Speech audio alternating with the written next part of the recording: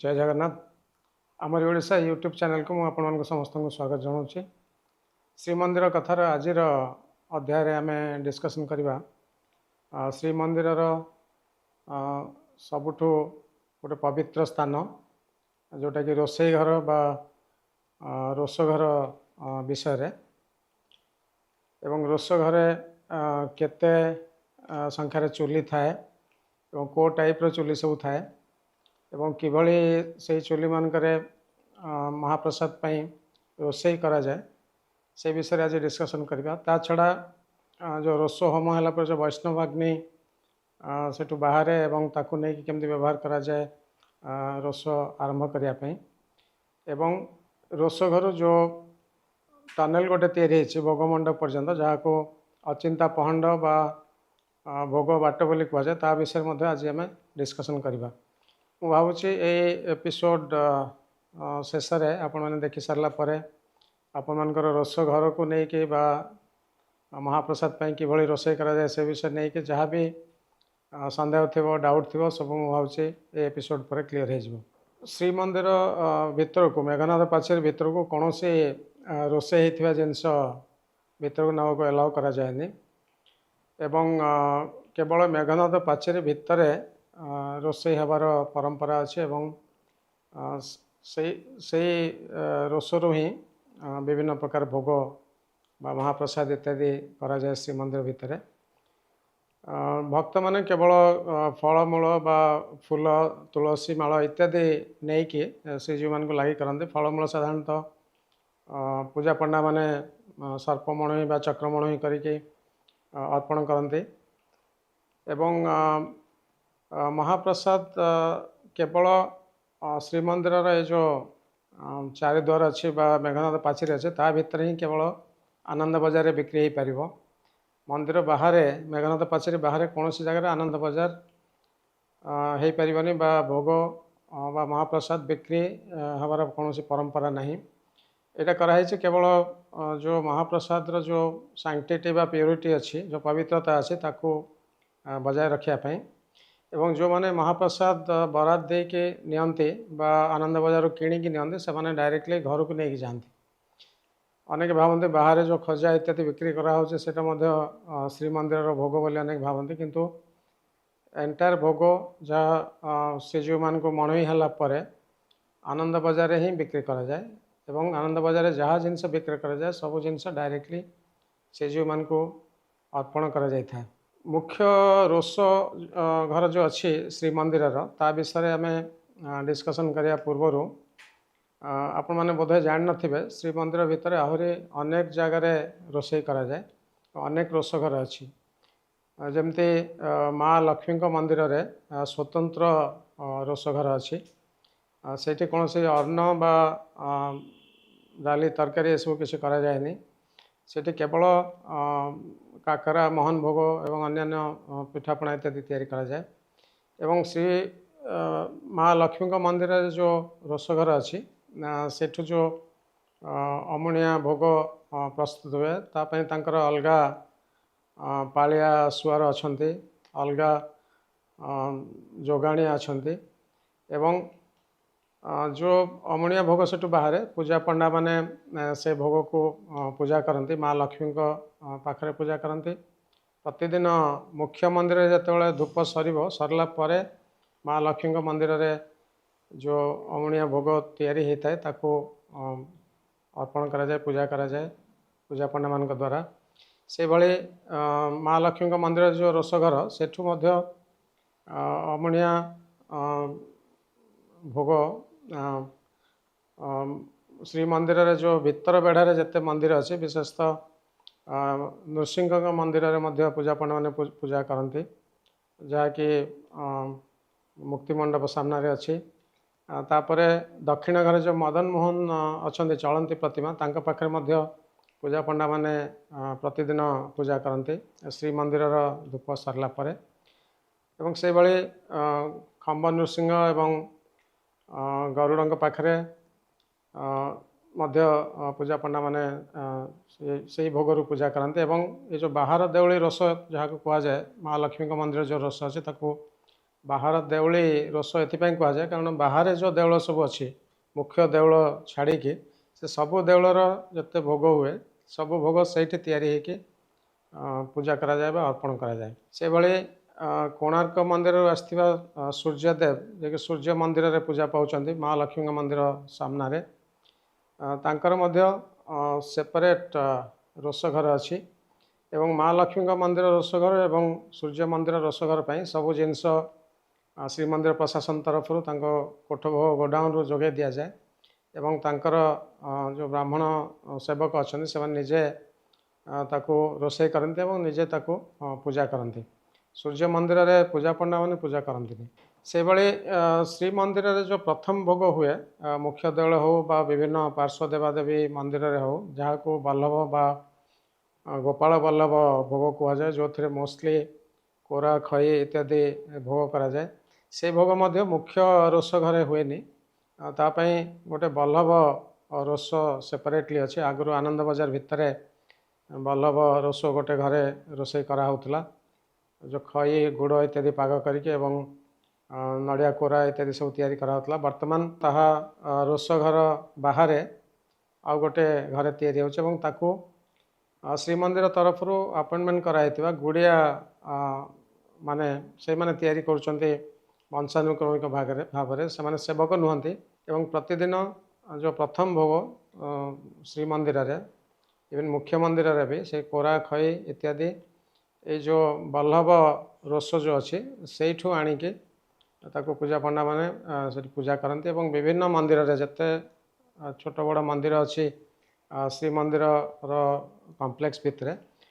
ସବୁ ମନ୍ଦିରରେ ସେ କୋରା ଖଇ ସେ ବଲ୍ଲଭ ରୋଷରୁ ଆସେ ଏବଂ ତାକୁ ଶ୍ରୀମନ୍ଦିର ଦ୍ୱାରା ଆପଏଣ୍ଟମେଣ୍ଟ ହେଇଥିବା ଗୁଡ଼ିଆ ମାନେ ତାକୁ ତିଆରି କରିକି ଦିଅନ୍ତି ଏବଂ ସେଠି ଶ୍ରୀମନ୍ଦିର ସୁଆରମାନେ ସେଠି ରୋଷେଇ କରନ୍ତିନି। ୟା ଛଡ଼ା ଶ୍ରୀମନ୍ଦିରର ବିଭିନ୍ନ ଜାଗାରେ 3-4ଟି ଜାଗାରେ ଖଜା ତିଆରି କରିବା ପାଇଁ ମଧ୍ୟ ରୋଷେଇ କରାଯାଉଛି। ତା ପାଇଁ ଶ୍ରୀମନ୍ଦିର ପ୍ରଶାସନ ପରମିସନ୍ ଦେଇଛନ୍ତି ସୁଆରମାନଙ୍କୁ ଏବଂ ସେମାନେ ଯେଉଁ ଖଜା ତିଆରି କରନ୍ତି ଏବଂ ଶୁଖିଲା ଭୋଗ ତିଆରି କରନ୍ତି, ଯେଉଁଦିନ ଶ୍ରୀଜୀଉମାନଙ୍କର ଚଳନ୍ତି ପ୍ରତିମା ମାନଙ୍କର ବାହାର ବିଜେ ଥିବ ବାହାରକୁ ବାହାରିବାର ଥିବ, ସେଇଦିନ ରୋଷ ହୋମ ହେଲା ପରେ ମୁଖ୍ୟ ରୋଷ ଘରେ ରୋଷ ହୋମ ସରିଲା ପରେ ସେମାନେ ଖଜା ତିଆରି କରିବା ଆରମ୍ଭ କରନ୍ତି ଏବଂ ଶ୍ରୀଜୀଉମାନେ ଯେତେବେଳେ ବାହାରକୁ ବାହାରନ୍ତି ଶ୍ରୀଜୀଉମାନଙ୍କର ମୁଖ୍ୟ ମନ୍ଦିରରେ ଧୂପ ସରିଲା ପରେ ତାକୁ ପୂଜା ପଣ୍ଡାମାନେ ନାଟ ମଣ୍ଡପର ଯେଉଁ ଗରୁଡ଼ ସ୍ତମ୍ଭ ଅଛି ସେ ପାଖରେ ତାକୁ ସର୍ପମୋହୀ କରିଦିଅନ୍ତି ଏବଂ ତାପରେ ସେସବୁ ଶୁଖିଲା ଭୋଗ ଖଜା ଏବଂ ଅନ୍ୟାନ୍ୟ ଶୁଖିଲା ଭୋଗ ଆନନ୍ଦ ବଜାର ଯାଇକି ବିକ୍ରି ହୁଏ ଏବଂ ଭୋଗ ମଣ୍ଡପରେ ସେ ଭୋଗ ପୂଜା ହୁଏନି। ତେଣୁ ଏଇଭଳି ବିଭିନ୍ନ ଜାଗାରେ ଶ୍ରୀମନ୍ଦିରର ରୋଷ ଘର ସବୁ ଅଛି, କିନ୍ତୁ ମୁଖ୍ୟ ରୋଷ ଘର ଯେଉଁଟାକି ଦକ୍ଷିଣ ପୂର୍ବ କୋଣରେ ଅଛି, ଆପଣମାନେ ସମସ୍ତେ ଦେଖିଛନ୍ତି। ଶ୍ରୀମନ୍ଦିରରେ ଏବଂ ଗୁଣ୍ଡିଚା ମନ୍ଦିରରେ ଦୁଇଟା ଯାକ ଜାଗାରେ ସେ ଯେଉଁ ଦକ୍ଷିଣ ପୂର୍ବ କୋଣ ଅଛି ଅଗ୍ନି କୋଣ, ସେ କୋଣରେ ରୋଷ ଘର ପ୍ରତିଷ୍ଠା କରାହେଇଛି ଏବଂ ରୋଷ ଘର ଯେଉଁ କରାହେଇଛି ମୁଖ୍ୟ ରୋଷ ଘରକୁ ଯଦି ଆମେ ଆସିବା, ମୁଖ୍ୟ ରୋଷ ଘରେ ବହୁତ ଗୁଡ଼ିଏ ବଡ଼ ବଡ଼ ହଲ୍ ସବୁ ଅଛି ପ୍ରାୟ 20 ଫୁଟ ହାଇଟ୍ର ଏବଂ ତା'ର କାନ୍ଥ ସବୁ ମାଙ୍କଡ଼ା ପଥରରେ ତିଆରି। ମୁଖ୍ୟ ମନ୍ଦିରର ରୋଷ ଘର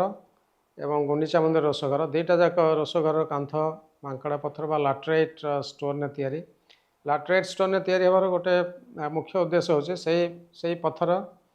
ଭିତରେ ଯେହେତୁ ବହୁତ ଗୁଡ଼ିଏ କଣା ଥାଏ ଏବଂ ବାହାରେ ବହୁତ ଗରମ ହେଲେ ମଧ୍ୟ ସେ ଗରମକୁ ଆବଜର୍ଭ କରେ ଏବଂ ଭିତରେ ବେଶୀ ଗରମ ହୁଏନି ଲାଟରାଇଟ୍ ଷ୍ଟୋନ୍ ଅନ୍ୟ ପଥର ଅପେକ୍ଷା।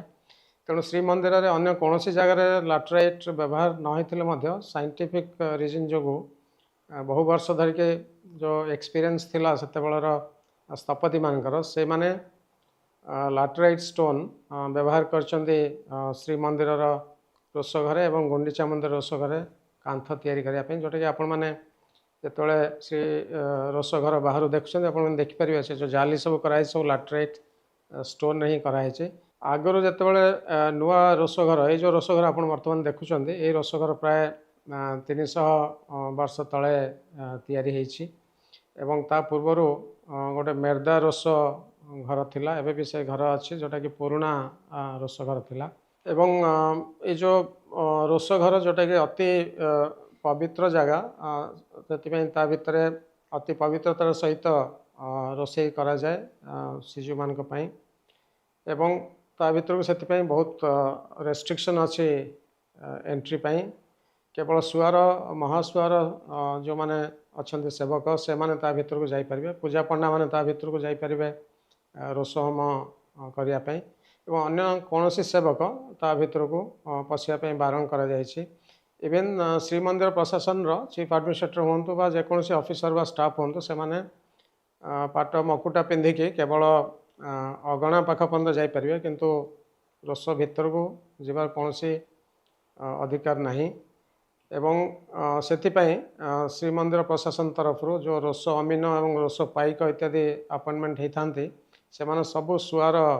ମହାସୁଆର କାଟେଗୋରୀର, ଏବଂ ସେମାନଙ୍କ ଭିତରୁ ସେମାନେ ବି ସେବକ, ଏବଂ ସେମାନେ ଶ୍ରୀମନ୍ଦିର ପ୍ରଶାସନ ତରଫରୁ କୋଠ ଭୋଗ ଏବଂ ଅନ୍ୟାନ୍ୟ ଭୋଗର କ୍ୱାଲିଟି ଏବଂ କ୍ୱାଣ୍ଟିଟି ଏବଂ ଅନ୍ୟ ସବୁ ଠିକ୍ ରହୁଛି କି ନାହିଁ ତାକୁ ସେମାନେ ଚେକ୍ କରନ୍ତି। ଆପଣମାନେ ଅନେକ ଦେଖିଥିବେ ରଥଯାତ୍ରା ସମୟରେ ଯେତେବେଳେ ଶ୍ରୀଜୀଉମାନେ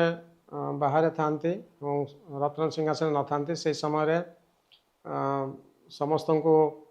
ରୋଷ ଘର ଭିତରକୁ ଯିବାକୁ ଏଲାଉ କରାଯାଏ। ଏବଂ ସେହି ସମୟରେ ଯେହେତୁ ରୋଷ ଘର ବନ୍ଦ ଥାଏ ଏବଂ ରୋଷେଇ ଇତ୍ୟାଦି ବନ୍ଦ ଥାଏ, ବର୍ଷର ଟୋଟାଲ ଆନୁଆଲ୍ ମେଣ୍ଟେନାନ୍ସ ଯେତେ ଚୁଲି ସବୁ ଥାଏ ତାକୁ ପ୍ରପରଲି ସେହି ସମୟରେ ମେଣ୍ଟେନ୍ କରାଯାଏ, ରିକନଷ୍ଟ୍ରକ୍ଟ କରାଯାଏ। ଏବଂ ସୁଆର ମାନେ ଯାହାର ଯେଉଁ ଚୁଲି ସବୁ ଅଛି ସେମାନେ ସବୁ ତାକୁ ରିପେୟାର କରନ୍ତି। ଇଟାର କାନ୍ଥ ସବୁ ତିଆରି କରିକି ତା ଉପରେ ମାଟି ଇତ୍ୟାଦି ଛାଟିକି ଚୁଲି ସବୁ ତିଆରି କରାହେଇଛି। ଚୁଲି ବିଷୟରେ ମୁଁ ଡିଟେଲ୍ସ କହିବି, ଡିଫରେଣ୍ଟ ଟାଇପ୍ର ଚୁଲି ବିଷୟରେ। ରୋଷ ହୋମ ପ୍ରତିଦିନ ଆପଣମାନେ ଜାଣିଛନ୍ତି ମଙ୍ଗଳ ଆଳତି ପରେ ଯେତେବେଳେ ଅବକାଶ ହୁଏ, ଅବକାଶ ପରେ ଯେତେବେଳେ ବେଶ ଚାଲିଥାଏ ଶ୍ରୀଜୀଉମାନଙ୍କର, ସାହାଣ ମେଲା ପରେ ବେଶ ଚାଲିଥାଏ, ସେହି ସମୟରେ ପୂଜା ପଣ୍ଡା ସେବକ ଆସିକି ରୋଷ ହୋମ କରନ୍ତି। ଏବଂ ରୋଷ ହୋମ ପୂର୍ବରୁ ଏ ଯେଉଁ କୂଅରୁ ପାଣି ଇତ୍ୟାଦି ଟାଣିକି ଯେତେ କୁଡ଼ୁଆ ଧୁଆଧୁଇ କରିବା ହେଉ ବା ପରିବା ଯେଉଁମାନେ କାଟିଥାନ୍ତି ପରିବା ଧୁଆଧୁଇ କରିବା ହେଉ, ଏସବୁ କାମ ସେମାନେ କରିଥାନ୍ତି। କିନ୍ତୁ ରୋଷ ଭିତରକୁ ଯାଇକି ରୋଷେଇ କରିବା କାମ ଆରମ୍ଭ ହୁଏ କେବଳ ରୋଷ ହୋମ ହେଇସାରିଲା ପରେ। ଏବଂ ରୋଷ ହୋମ କୋଠ ଭୋଗର ଯେଉଁ ରୋଷ ଅଛି, ଆପଣ ଦେଖିବେ ଯଦି ଏଣ୍ଟାୟାର ମ୍ୟାପ୍ ଦେଖିବେ ରୋଷ ଘରର, ଅନେକ ଗୁଡ଼ିଏ ହଲ୍ ଅଛି। ଅନେକ ଗୁଡ଼ିଏ ହଲ୍ ମଠମାନଙ୍କ ପାଇଁ ଉଦ୍ଦିଷ୍ଟ ଅଛି। ଗୋଟିଏ ବଡ଼ ହଲ୍ ଅଛି ଯାହା କୋଠ ଭୋଗ ପାଇଁ ଉଦ୍ଦିଷ୍ଟ, ଏବଂ ସେଇ କୋଠ ଭୋଗ ପାଇଁ ଯେଉଁ ହଲ୍ ଥାଏ, ସେଇ ହଲ୍ ଭିତରେ ରୋଷ ହୋମ ପୂଜା ପଣ୍ଡାମାନେ କରନ୍ତି। ଏବଂ ତାପରେ ରୋଷ ହୋମ ସରିଲା ପରେ କୂଅରୁ ପାଣି ଟାଣିକି ଯେଉଁମାନେ ବ୍ରାହ୍ମଣମାନେ କେବଳ କୂଅରୁ ପାଣି ଟାଣନ୍ତି, ଗଙ୍ଗା ଯମୁନା କୂଅରୁ, ଏବଂ ସେମାନେ ପାଣି ନେଇକି ରୋଷେଇ ପାଇଁ ତାକୁ ବ୍ୟବହାର କରିପାରିବେ। ଏବଂ ରୋଷ ହୋମ ସରିଲା ପରେ ମଧ୍ୟ ବିରି ବାଟିବା ଏବଂ ଚୁନା କୁଟିବା ଇତ୍ୟାଦି କାମ, ଯେଉଁ ଢିଙ୍କି ଅଛି ରୋଷ ଘର ପାଖରେ, ବିରି ମୁଣ୍ଡ ସମର୍ଥ ବା ଅନ୍ୟ ସେବାୟତ ଯେଉଁମାନେ ଅଛନ୍ତି, ଚାଉଳ କୁଟିକି ପିଠା ପାଇଁ ଯେଉଁ ଚାଉଳ ଚୁନା କରାଯାଏ ଏବଂ ବିରି ବଟାଯାଏ, ସେସବୁ କାମ ମଧ୍ୟ ରୋଷ ହୋମ ସରିଲା ପରେ ହିଁ ସାଙ୍ଗେ ସାଙ୍ଗେ ଆରମ୍ଭ ହେବ, ଏବଂ ସେମାନେ ରେଡ଼ି ହେଇକି ଥାନ୍ତି। ରୋଷ ହୋମ ସରିଲା ପରେ ଇମିଡ଼ିଏଟଲି ଷ୍ଟାର୍ଟ କରନ୍ତି। ଏବଂ ସୁଆରମାନେ ମଧ୍ୟ ତାଙ୍କର ରୋଷେଇ ଇମିଡ଼ିଏଟଲି ଷ୍ଟାର୍ଟ କରନ୍ତି, କାରଣ ବହୁତ କମ୍ ସମୟ ଥାଏ ରୋଷ ହୋମ ଏବଂ ସକାଳ ଧୂପ ଭିତରେ। ପ୍ରାୟ 2 ଘଣ୍ଟାରୁ 2.5 ଘଣ୍ଟା ବ୍ୟବଧାନ ଥାଏ, ଏବଂ ସେଇ ଭିତରେ ସେମାନଙ୍କୁ ଲାର୍ଜ ସ୍କେଲ୍ରେ ଭୋଗ ପ୍ରସ୍ତୁତ କରିବାକୁ ପଡ଼ିବ ମହାପ୍ରସାଦ ପାଇଁ, ଏବଂ ଭିତରକୁ ବୋହିକି ନେବାକୁ ପଡ଼ିବ ଭୋଗ ମଣ୍ଡପକୁ ବା ଗର୍ଭଗୃହକୁ ପୂଜା କରିବା ପାଇଁ। ଗର୍ଭଗୃହକୁ ଯାଏ କୋଠ ଭୋଗ, ଏବଂ ଭୋଗ ମଣ୍ଡପକୁ ଯାଏ ବିକ୍ରି ଏବଂ ବରାଦି ଭୋଗ ଯାହା ଅର୍ଡ଼ର ସେମାନେ ପାଇଥାନ୍ତି ସୁଆର ସେବକମାନେ। ଏବଂ ଏଇ ଯେଉଁ ବୈଷ୍ଣବାଗ୍ନି, ଯେଉଁ ରୋଷ ହୋମରୁ ଯେଉଁ ଅଗ୍ନି ବାହାରେ, ସେଇ ଅଗ୍ନି ମଧ୍ୟ ଆପଣମାନେ ଜାଣିକି ଆଶ୍ଚର୍ଯ୍ୟ ହେବେ। ପ୍ରତ୍ୟେକ ସେବକ ଏବଂ ତାଙ୍କର ପରିବାରକୁ ମଧ୍ୟ ଯେତେବେଳେ କାହାର ମୃତ୍ୟୁ ହୁଏ ତାଙ୍କ ପରିବାରରେ, ତାଙ୍କୁ ମଧ୍ୟ ବୈଷ୍ଣବାଗ୍ନି ଯୋଗାଇ ଦିଆଯାଏ। ତାଙ୍କର ମୁଖାଗ୍ନି ଦେବା ପାଇଁ ସ୍ୱର୍ଗଦ୍ୱାରରେ, ଏବଂ ସେଥିପାଇଁ ତାଙ୍କର ସେବାୟତ ପରିବାରର ଏବଂ ସେବାୟତମାନଙ୍କର ସେ ଅଧିକାର ଅଛି। ଏବଂ ଗୋଟେ ମାଟିର କୁଡ଼ୁଆରେ ସେମାନଙ୍କୁ ସେ ରୋଷ ପାଇକ ଯିଏ, ସେ କୋଠ ଭୋଗ ରୋଷରୁ ଅଗ୍ନି ଯୋଗାଇ ଦେବେ। ଆଉ ଯେଉଁମାନେ ସେବା କରିନଥାନ୍ତି, ଯଦି କାହାର ବୈଷ୍ଣବାଗ୍ନି ଦରକାର ତା ପାଇଁ ଶ୍ରୀମନ୍ଦିରର ମେଘନାଥ ପାଚେରୀ ବାହାରେ ସିଂହଦ୍ୱାର ସାଇଡ଼୍ରେ ଯେଉଁ ଲେଫ୍ଟ ସାଇଡ଼୍ରେ ବଡ଼ ଛତା ମଠ ଅଛି ସେ ବଡ଼ ଛତା ମଠରେ କଣ୍ଟିନ୍ୟୁଅସଲି ଗୋଟେ ଧୁନି ଜଳୁଛି 24 ଘଣ୍ଟା ବର୍ଷ ସାରା ଏବଂ ତାହା ମଧ୍ୟ ବୈଷ୍ଣବାଗ୍ନିରୁ ସେଇ ଧୁନି ଜଳୁଛି ଏବଂ ଯେଉଁମାନେ ସେବକ ନୁହନ୍ତି ସେମାନେ ମଧ୍ୟ ଚାହିଁଲେ ସେଇଠୁ ବୈଷ୍ଣବାଗ୍ନି ନେଇକି ସ୍ୱର୍ଗଦ୍ୱାରରେ କ୍ରିମେସନ୍ ପାଇଁ ବ୍ୟବହାର କରିପାରନ୍ତି। ଆପଣମାନେ ଯଦି ଦେଖିବେ ଟୋଟାଲ୍ ରୋଷ ଘରେ 240ଟି ଚୁଲି ଅଛି ବିଭିନ୍ନ ପ୍ରକାର ଚୁଲି ତା ବିଷୟରେ ମୁଁ ଡିଟେଲ୍ସ କହିବି ଏବଂ ପ୍ରତ୍ୟେକ ଚୁଲିରେ ଯଦି 3-4 ଜଣ ସୁଆର କାମ କରନ୍ତି ତାହେଲେ ଅତି କମ୍ରେ 1000 ଜଣ ସୁଆର ପ୍ରତିଦିନ ରୋଷ ଘର ଭିତରେ ରୋଷେଇ କାମରେ ବ୍ୟସ୍ତ ରୁହନ୍ତି ଏବଂ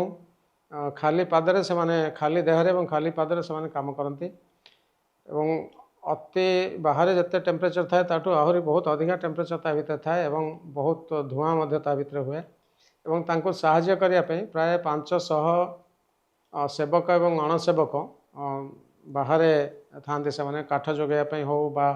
ପରିବା କାଟିବା ପାଇଁ ହେଉ ଏବଂ ଯେଉଁମାନେ ବ୍ରାହ୍ମଣମାନେ ସବୁ ପାଣି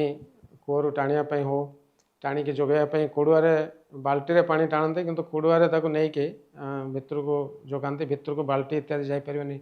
ରୋଷ ଘର ଭିତରକୁ। ତେଣୁ ଏଭଳି ଅନେକ ରେଷ୍ଟ୍ରିକ୍ସନ୍ ଅଛି ଏବଂ ସବୁ ସୁଆରମାନେ ଯେଉଁମାନେ ଭିତରେ କାମ କରନ୍ତି ଅତି ହାଇ ଟେମ୍ପରେଚର୍ରେ ସେମାନେ ସମସ୍ତେ ଓଦା ଗାମୁଛା କଣ୍ଟିନ୍ୟୁଅସଲି ୟୁଜ୍ କରନ୍ତି। ଓଦା ଗାମୁଛା ଦେହରେ ପୋଛିବା ହେଉ ବା ପକାଇବା ହେଉ କାରଣ ଅତି ହାଇ ଟେମ୍ପରେଚର୍ ହେଇଯାଏ ସେଠି ଏବଂ ହିଟ୍ ଷ୍ଟ୍ରୋକ୍ ଇତ୍ୟାଦି ହେବାର ଚାନ୍ସେସ୍ ଥାଏ ଏବଂ ଗୋଟେ ବହୁତ ବଡ଼ କାରଖାନା ଭଳିଆ 1000 ସେବକ ତା ଭିତରେ କଣ୍ଟିନ୍ୟୁଅସଲି 240ଟା ଚୁଲି ଯେତେବେଳେ ଜଳେ ତା ଭିତରେ କଣ୍ଟିନ୍ୟୁଅସଲି କାମ କରନ୍ତି ଏବଂ ପ୍ରତ୍ୟେକ ଦିନ ଗୋଟିଏ ଧୂପରେ ହାରାହାରି 20-25 ହଜାର ଲୋକଙ୍କ ପାଇଁ ସେମାନେ 2 ଘଣ୍ଟା ଭିତରେ ଖାଇବା ପ୍ରସ୍ତୁତ କରିପାରନ୍ତି। ମାଟିର କୁଡ଼ୁଆ ସବୁ ଦେଖିବେ ମାଟି କୁଡ଼ୁଆର ଯେଉଁ ମୁହଁ ପାଖରେ ଦଉଡ଼ି ଲଗାଇବା ପାଇଁ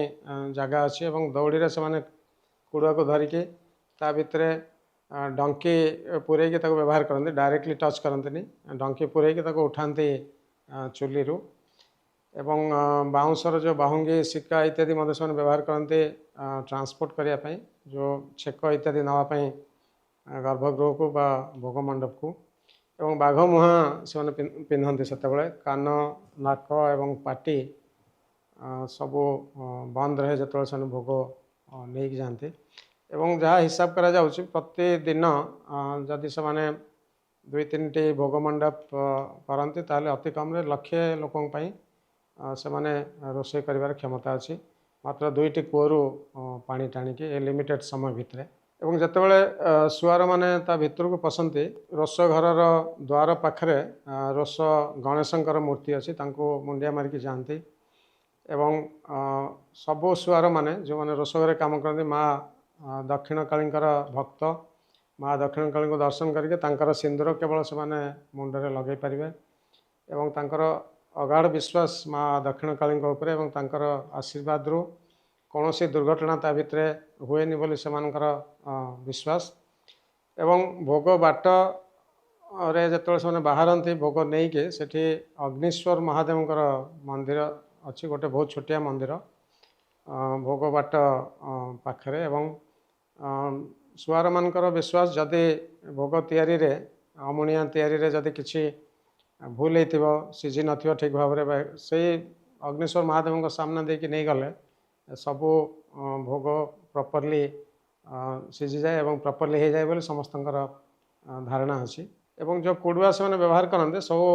ମାଟିରେ ତିଆରି ଆପଣମାନେ ସମସ୍ତେ ଦେଖିଛନ୍ତି କେବଳ ନାଲି ରଙ୍ଗର ହେଇଥିବା ଦରକାର ଯଦି କଳା ରଙ୍ଗର କୁଡ଼ୁଆ ଥିବ ବା କିଛି କଳା ଥିବ ତାକୁ ସେମାନେ ବ୍ୟବହାର କରିପାରିବେନି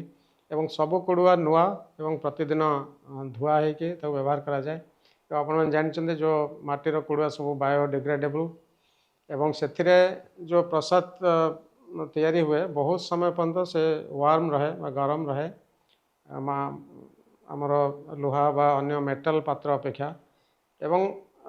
ସେଟା ଥରେ ମାତ୍ର ବ୍ୟବହାର କରାଯାଏ ୟୁଜ୍ ଆଣ୍ଡ ଥ୍ରୋ ଟାଇପ୍ର ତେଣୁ ବହୁତ ହାଇଜେନିକ୍ ତେଣୁ ମାଟି କୁଡ଼ୁଆ ବହୁ ବର୍ଷ ହେଲା ଟ୍ରାଡ଼ିସନାଲି ବିଭିନ୍ନ ଡିଜାଇନ୍ର ତିଆରି ହେଇ ଆସିଛି ଏବଂ ଅନେକ ପ୍ରକାର କୁଡ଼ୁଆ ଅଛି। ଆଗରୁ ମଧ୍ୟ ମୁଁ କହିଥିଲି ଆମର ବାଇ ହାଣ୍ଡିଠୁ ଆରମ୍ଭ କରି ସମାଧି, ଏମାର ଏବଂ ବଡ଼ ମଠ, ସାନ ମଠ, ଦାସିଆ, ଏମିତି ବିଭିନ୍ନ ପ୍ରକାର କୁଡ଼ୁଆ ସବୁ ଅଛି ବିଭିନ୍ନ ସାଇଜ୍ର। ଏବଂ ସବୁଗୁଡ଼ା ପ୍ରାୟ ବିଭିନ୍ନ ମଠ ନାଁ ଅନୁସାରେ ହେଇଛି, କାରଣ ବିଭିନ୍ନ ମଠର ଯେଉଁ ଚୁଲି ସବୁ ଥିଲା ଆଗରୁ, ସେମାନେ ମୋଷ୍ଟଲି ଆଗରୁ ରୋଷେଇ କରୁଥିଲେ ଏବଂ ବାହାରେ ମହାପ୍ରସାଦ ସାଧୁ ସନ୍ଥ ଏବଂ ଭିକାରୀମାନଙ୍କୁ ଏବଂ ସମସ୍ତଙ୍କୁ ସେମାନେ ଡିଷ୍ଟ୍ରିବ୍ୟୁଟ୍ କରୁଥିଲେ। ଟୋଟାଲ୍ ଯେଉଁ 240ଟି ଚୁଲି ଅଛି ରୋଷ ଘରେ, ତା ଭିତରୁ ପ୍ରାୟ 175ଟି ଚୁଲି ହେଉଛି ଅନ୍ନ ଚୁଲି ଏବଂ 45ଟି ଚୁଲି ହେଉଛି ଡାଲି ତରକାରୀ ଇତ୍ୟାଦି କରିବା ପାଇଁ ଏବଂ 20ଟା ଚୁଲି ହେଉଛି ପିଠା ଚୁଲି। ଏମିତି 3 ପ୍ରକାର ଚୁଲି ରୋଷ ଘରେ ଅଛି ଏବଂ 2 ପ୍ରକାର ସୁଆର ରୋଷ ଘରେ କାମ କରନ୍ତି। ଗୋଟେ ପ୍ରକାର ସୁଆର ଯେଉଁମାନେ କୋଠ ଭୋଗ ତିଆରି କରନ୍ତି, ସେମାନେ ଶ୍ରୀମନ୍ଦିର ପ୍ରଶାସନ ଠୁ ପାଳିଆ ପୁରସ୍କାର ପାଆନ୍ତି। ସେମାନେ ହେଉଛନ୍ତି ପାଳିଆ ବଡ଼ୁ ସୁଆର। ସେମାନଙ୍କ ବିଷୟରେ ମୁଁ ଡିଟେଲ୍ସ ପରେ କହିବି। ଏବଂ କୋଠ ଭୋଗଟା ହେଉଛି ଶ୍ରୀମନ୍ଦିର ପ୍ରଶାସନର ଭୋଗ ଏବଂ ତା ପାଇଁ ଶ୍ରୀମନ୍ଦିର ପ୍ରଶାସନ ତରଫରୁ ସବୁ ସାମଗ୍ରୀ କୋଠ ଭୋଗ ଗୋଦାମରୁ ଯୋଗାଇ ଦିଆଯାଏ। ଏବଂ କୋଠ ଭୋଗ ରାନ୍ଧିବା ପାଇଁ ବର୍ତ୍ତମାନ ରଥର ଯେଉଁ କାଠ ଅଛି, ରଥ ଭାଙ୍ଗିଲା ପରେ, ରଥଯାତ୍ରା ପରେ ରଥକୁ ଯେଉଁ ଭଙ୍ଗାଯାଏ, ରଥର ଯେଉଁ କାଠ ଅଛି, ସେ କାଠକୁ ଚିରିକି ବର୍ତ୍ତମାନ କୋଠ ଭୋଗ ରୋଷେଇ କରିବା ପାଇଁ ବ୍ୟବହାର କରାହେଉଛି। ପ୍ରାୟ 30-35 ବର୍ଷ ହେଲା ତାକୁ ବ୍ୟବହାର କରାହେଉଛି। ଆଗରୁ ରଥ ସବୁ ନିଲାମ କରାହେଉଥିଲା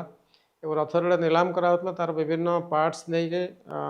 ଯେତେବେଳେ ଦେଖାଗଲା ଯେ ଲୋକମାନେ ଟେବୁଲ୍ ଚେୟାର ଏବଂ ଅନ୍ୟାନ୍ୟ ଜିନିଷ କରୁଛନ୍ତି, କିନ୍ତୁ ରଥ କାଠକୁ ଅତି ପବିତ୍ର ବୋଲି ଧରାଯାଏ, ଅନେକ ଖରାପ କାମରେ ବ୍ୟବହାର ହୋଇପାରେ, ସେଥିପାଇଁ ଶ୍ରୀମନ୍ଦିର ପ୍ରଶାସନ ତରଫରୁ ପ୍ରାୟ 35-40 ବର୍ଷ ତଳେ ଡିସାଇଡ଼୍ କରାହେଇଛି ରଥ କାଠକୁ ରଥ ଭାଙ୍ଗିଲା ପରେ କିଛି ପ୍ରାପ୍ୟ ଅଛି ମହାରଣା ଏବଂ ଭୋଇ ସେବକମାନଙ୍କର, ତାକୁ ଛାଡ଼ିକି କେବଳ ଚକ, ପ୍ରଭା, ଗୁଜ ଇତ୍ୟାଦି ବର୍ତ୍ତମାନ ନିଲାମ କରାହେଉଛି ଏବଂ ଅଧିକାଂଶ ରଥ କାଠ ବର୍ତ୍ତମାନ ଚିରିକି ତାକୁ କୋଠ ଭୋଗରେ ରୋଷେଇ ପାଇଁ ବ୍ୟବହାର କରାହେଉଛି। ପ୍ରାୟ 8 ମାସ ରୋଷେଇ ପାଇଁ ରଥ କାଠ ବ୍ୟବହାର ହେଉଛି। ଆଉ 4 ମାସ ଶ୍ରୀମନ୍ଦିର ପ୍ରଶାସନ ତରଫରୁ କାଠ କିଣା ହେଉଛି ବାହାରୁ ରୋଷ ଭୋଗ କରିବା ପାଇଁ। ଯେତେ ଚୁଲି ଅଛି ଶ୍ରୀମନ୍ଦିର ରୋଷ ଘରେ, 240ଟା ଚୁଲି, ସେଟା 3 ଭାଗରେ ବିଭକ୍ତ। ମୁଁ ଯେଉଁ କହିଲି 175ଟା ହେଉଛି ଅନ୍ନ ଚୁଲି ଏବଂ ଯେଉଁ ଡାଲି ତରକାରୀ ଯେଉଁ ଚୁଲି ହୁଏ ତାକୁ ବର୍ତ୍ତମାନ ଅହିଆ ଚୁଲି ବୋଲି କୁହାହେଉଛି ଏବଂ ପିଠା ଚୁଲି, ଏ 3 ପ୍ରକାର ଚୁଲି ତା ଭିତରେ ଅଛି। ରୋଷ କୋଠ ଭୋଗରେ ମଧ୍ୟ 3 ପ୍ରକାର ଚୁଲି ଅଛି ଏବଂ এই ଯେଉଁ 95% ଚୁଲି ଯେଉଁଟା ସୁଆରମାନେ ବ୍ୟବହାର କରନ୍ତି ବିକ୍ରି ଏବଂ ବରାଦି ଭୋଗ ପାଇଁ, ସେଗୁଡ଼ା ମୋଷ୍ଟଲି ଆଗରୁ ମଠମାନଙ୍କର ଥିଲା ଏବଂ ଧୀରେ ଧୀରେ ସୁଆରମାନେ ତାକୁ ବ୍ୟବହାର କରୁଛନ୍ତି ଏବଂ ସେମାନେ ନିଜେ ସବୁ ର ମେଟେରିଆଲ୍ ନିଜେ କିଣିକି ଆଣନ୍ତି ପ୍ରତିଦିନ ଏବଂ ବରାଦ ଅନୁସାରେ ବା ବିକ୍ରି ହେବା ପାଇଁ ଯେତିକି ଡିମାଣ୍ଡ ଥିବ ସେ ଅନୁସାରେ ସେମାନେ ରୋଷେଇ କରନ୍ତି ଏବଂ ସେ ଅନୁସାରେ ଆନନ୍ଦ ବଜାରରେ ନେଇକି ବିକ୍ରି କରନ୍ତି ବା ଯେଉଁଠୁ ସେମାନେ ବରାଦ ପାଇଥାନ୍ତି ସେଠି ଦିଅନ୍ତି। ତେଣୁ ଏଣ୍ଟାୟାର ଇନଭେଷ୍ଟମେଣ୍ଟ ସେମାନେ ନିଜେ କରନ୍ତି, ତା'ର କ୍ୱାଣ୍ଟିଟି କେତେ ହେବ ବା କେତେ ଖର୍ଚ୍ଚ କରାଯିବ ସେସବୁ ସେମାନେ ନିଜେ ଡିସାଇଡ଼୍ କରନ୍ତି। କିନ୍ତୁ କୋଠ ଭୋଗ ଯେତିକି ହୁଏ ସେଟା ଖଞ୍ଜା ଅନୁସାରେ ହୁଏ। ପ୍ରତିଦିନ କେତେ କୋଠ ଭୋଗ ହେବ, କେତେ କେଉଁ ପ୍ରକାରର ଭୋଗ ତିଆରି କରାଯିବ ମହାପ୍ରସାଦ ପାଇଁ, ସେ ସବୁ ଅଲରେଡ଼ି ଫିକ୍ସଡ୍ ଅଛି ଏବଂ ବିଭିନ୍ନ ପର୍ବପର୍ବାଣିରେ ମଧ୍ୟ କେତେକ ସ୍ପେଶାଲ ଭୋଗ ଇତ୍ୟାଦି କରାଯାଏ ଏବଂ ଶ୍ରୀଜୀଉମାନଙ୍କ ସାମ୍ନାରେ ଅର୍ପଣ କରାଯାଏ ବା ପୂଜା କରାଯାଏ। ଏ ଯେଉଁ ଅନ୍ନ ଚୁଲି ତା ପ୍ରାୟ 3 ଫୁଟ ହାଇଟ୍ର, ବଟ୍ ସବୁ ଚୁଲି ପ୍ରାୟ 3 ଫୁଟ ହାଇଟ୍ରେ ତିଆରି ହେଇଛି। ଅନ୍ନ ଚୁଲି ତଳେ କାଠ ଦେବା ପାଇଁ ବ୍ୟବସ୍ଥା ଅଛି,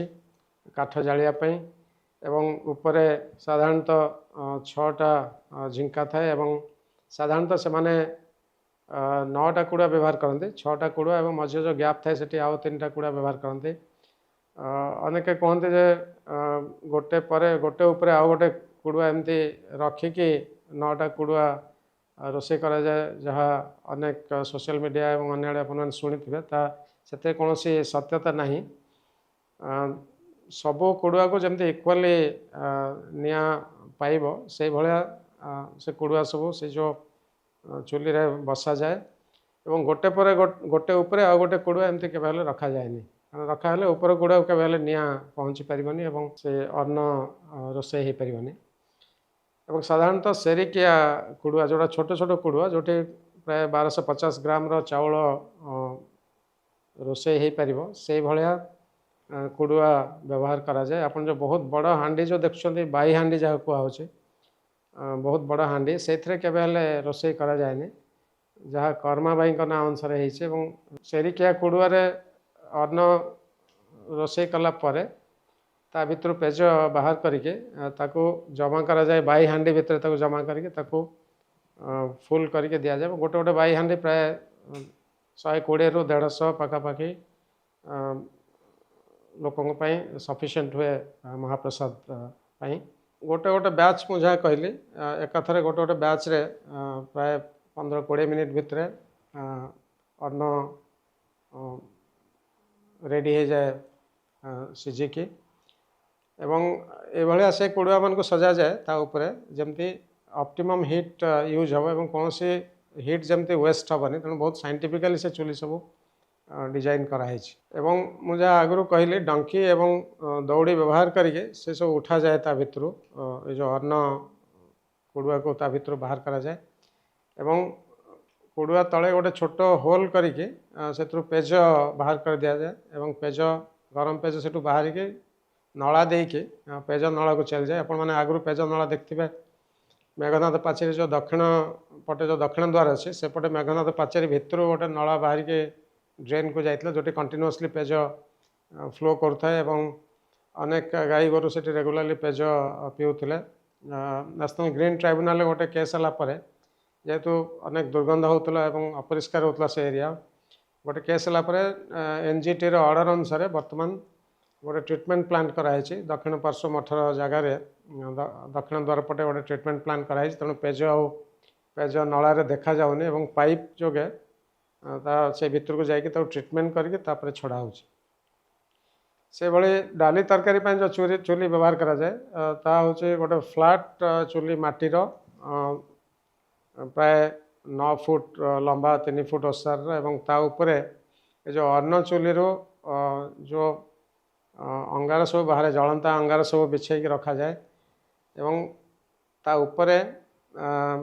ସେ ଯେଉଁ ଡାଲି ତରକାରୀ କୁଡ଼ୁଆ ସବୁ ରଖିକି ତାକୁ ତାଳପତ୍ର ବିଞ୍ଚଣାରେ କଣ୍ଟିନ୍ୟୁଅସଲି ତାକୁ ବିଞ୍ଚୁଥାନ୍ତି ଏବଂ ବିଞ୍ଚିକି ପ୍ରାୟ 15-20 ମିନିଟ୍ ଭିତରେ ଡାଲି ତରକାରୀ ଆପେ ଆପେ ରେଡ଼ି ହେଇଯାଏ। ତାକୁ ଘାଣ୍ଟିବା ପାଇଁ କୌଣସି ଆବଶ୍ୟକତା ପଡ଼େନି ଏବଂ ଘଣ୍ଟା ଯାଏନି କେବେ ହେଲେ। ଏବଂ ତାକୁ ପୁଣି ସେମିତି ଉଠେଇକି ଦଉଡ଼ିରେ ଉଠେଇକି ତାକୁ ବାହାରେ ରଖାଯାଏ। ଏମିତି ପ୍ରତି 15-20 ମିନିଟ୍ରେ ଗୋଟେ ଗୋଟେ ବ୍ୟାଚ୍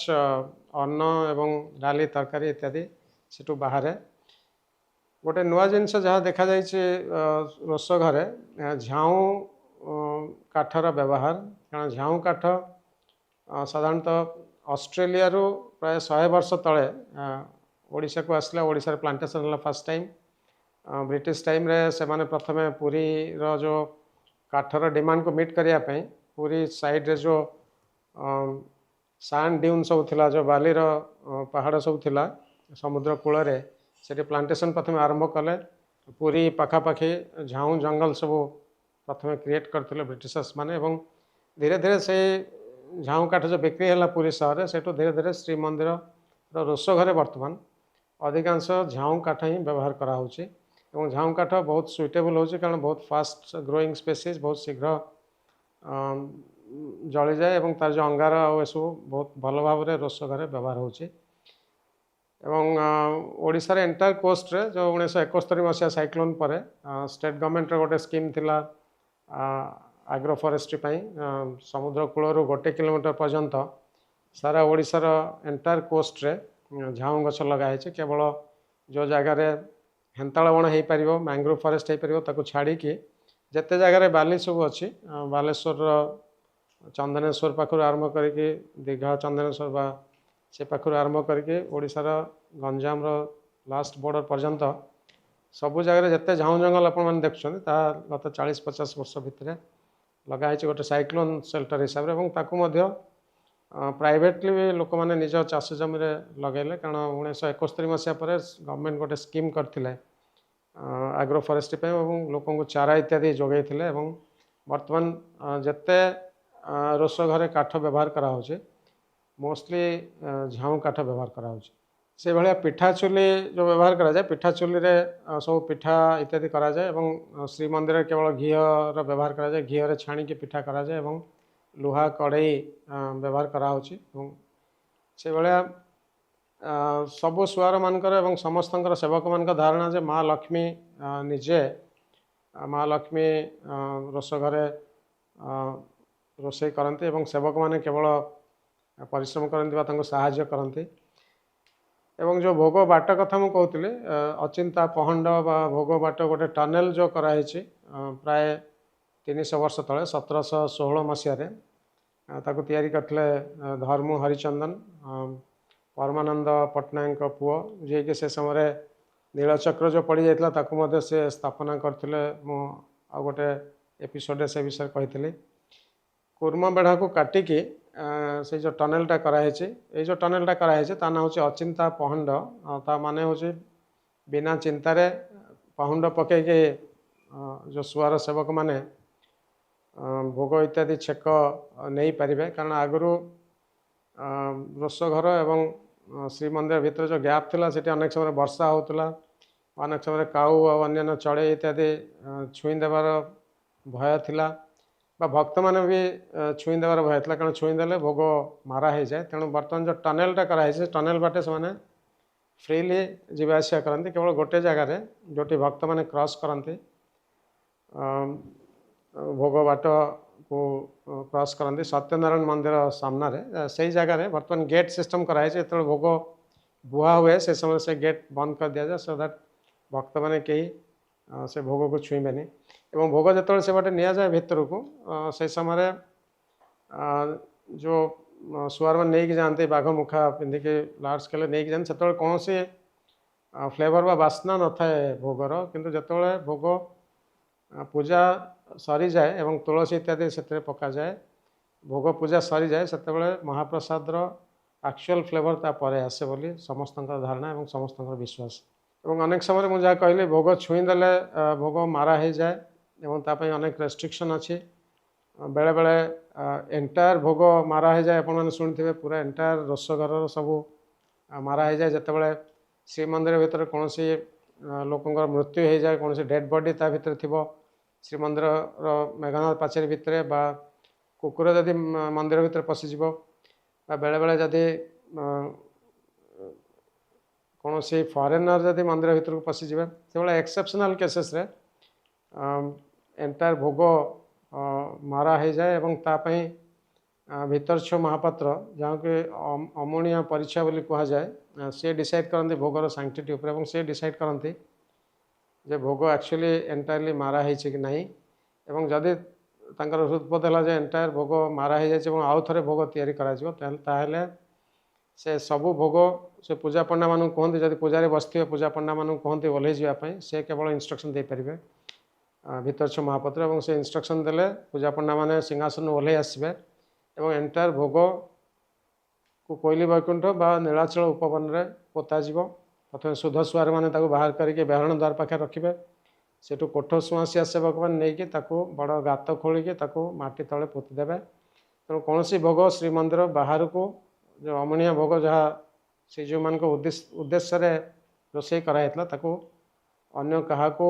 खावाई दि जाए यही परंपरा बहुत स्ट्रिक्टली फॉलो करा बहु वर्ष है चली आसी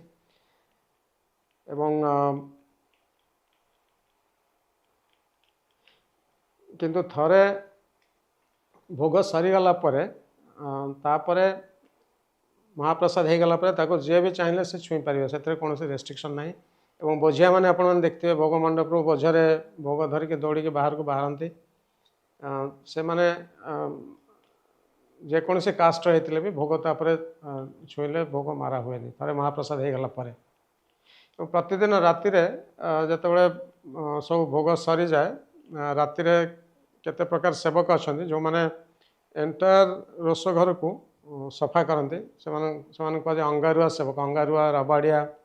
धो पखाड़िया सेवक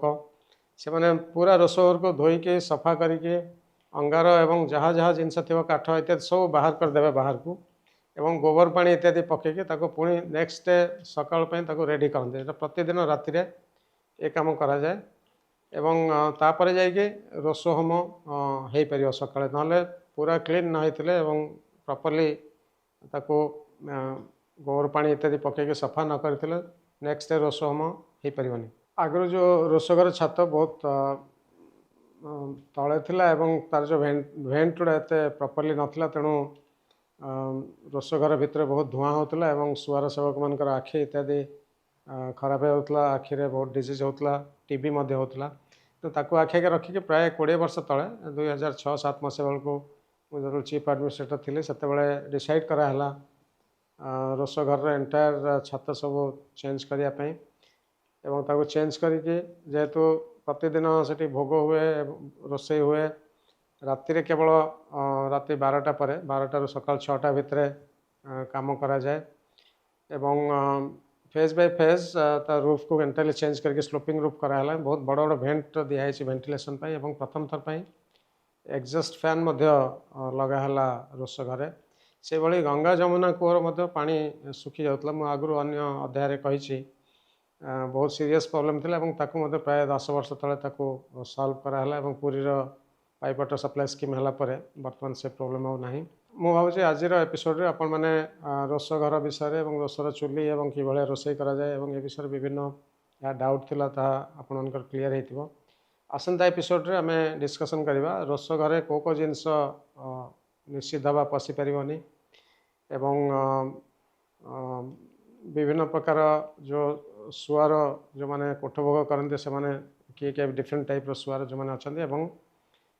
ବିଭିନ୍ନ ପ୍ରକାର ଭୋଗ ଯେଉଁ ଅଫର୍ କରାଯାଏ ପ୍ରତିଦିନ କେମିତି କରାଯାଏ, ଆମର ଯେଉଁ ବଲ୍ଲଭ ଏବଂ ସକାଳ ଧୂପ ଏବଂ ଭୋଗ ମଣ୍ଡପ ଏସବୁ ପୂଜା କେମିତି କରାଯାଏ ସେସବୁ ବିଷୟରେ ଆମେ ଆସନ୍ତା ଅଧ୍ୟାୟରେ ଡିସ୍କସନ୍ କରିବା। ଆଜି ପାଇଁ ରହୁଛି। ଜୟ ଜଗନ୍ନାଥ, ନମସ୍କାର।